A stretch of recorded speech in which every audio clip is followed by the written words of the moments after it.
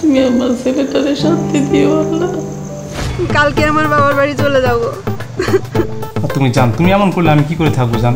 আমি তোমার জন্য বিদেশি, আমি কত কষ্ট করি তোমার জন্য, তুমি জানো না? রাতের বেলা মানুষের বাড়ি বাড়ি করে কি খুঁজতেছিস? কথা বলতে সাবধানে বললেন, কি বলতেছেন কারে? তো কত বড় সাহস, তুই ওর সাথে উঁচু গলায় কথা বলতেছিস? দাঁড়া,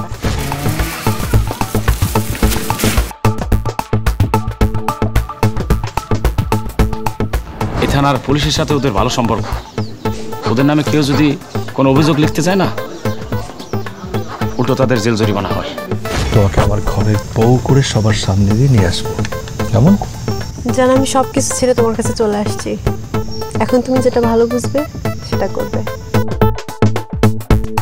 আমি যদি রিয়াকে সামনে পাই, ওকে আমি নিজের হাতে শাস্তি দেব।